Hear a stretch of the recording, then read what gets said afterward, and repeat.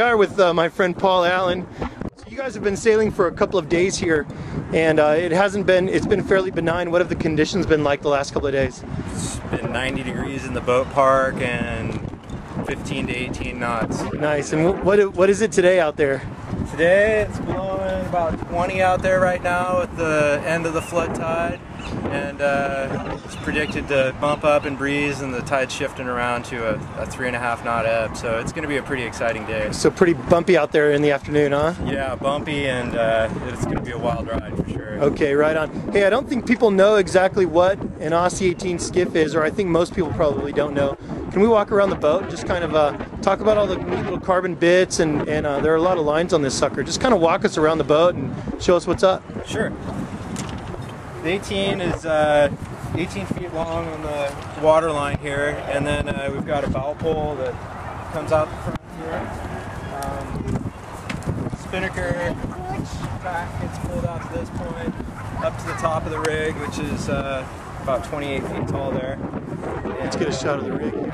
So you said it's about 28 feet carbon stick?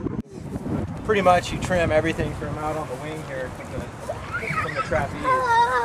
So all three people are on trapeze off the edge of the wing here. So we've got the jib sheets led out to the forward hand, Cunningham, Vang, backing lines. They're all led out here so the crew can easily get them while you're out on the trapeze. Nice. Upwind, the crew's standing fairly far forward on the wings, and everybody locks legs so you don't get bumped off the boat. Yeah, so once this thing starts to plane, I mean, there's not much boat in the water really, right? Downwind, it's really common to see half the centerboard out all the time. Radical. So the boat's really leaping on the transom of the boat out downwind.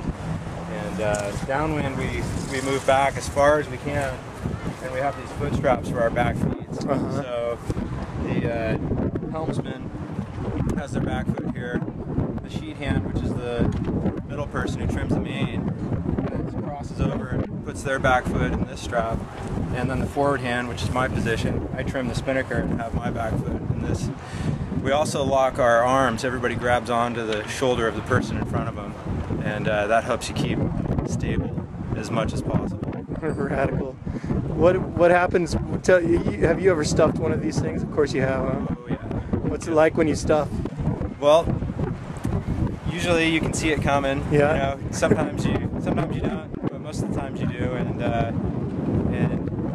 you can be on the back of the boat here and end up in front of where the bow pole is. Yeah. So that's a good 25 feet away. You know? Yeah. And hopefully you hit water. That's the main goal. That's the goal. Hit water. Try not to go through any sails. Try not to hit the rig. Don't go through the sails and don't hurt yourself. Yeah, right. And then do the head count as soon as possible when the boat flips. Yeah, sure. Do you guys carry any safety gear on your person, like knives or anything like that? We try and carry knives with us. Yeah. You know, that's the main safety gear. You want to be able to cut your buddy away from any rigging if he gets caught up. Yeah, good call.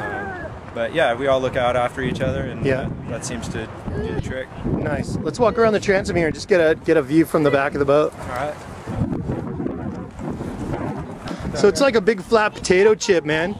Yeah, there's a couple other controls here. On a spinnaker set, we'll bear away, run in. The forward hand comes in and grabs the spinnaker halyard here. So open the bag, the spinnaker gets stuffed in this bag here. Pull the spinnaker up. The sheet hand comes in behind me. I'll be standing like this, and they'll grab the tack line right here. Pull it out from between my legs. I'll grab the spinnaker sheet, which goes through these big ratchet blocks here, and then we're all right back out on the wire. Right on. So all the lines fit really easy to grab. They're all on shock cords and blocks to keep the slack up.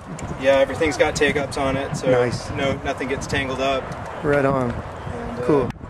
Yeah. What's the speed on these things when you get going in a 20-knot breeze? I mean, what can you do? Boy, we don't really know. You know, we don't have any kind of way to gauge it. Some guys have taken GPSs out, and they'll see around 30 seems to be the top. Yeah. Downwind.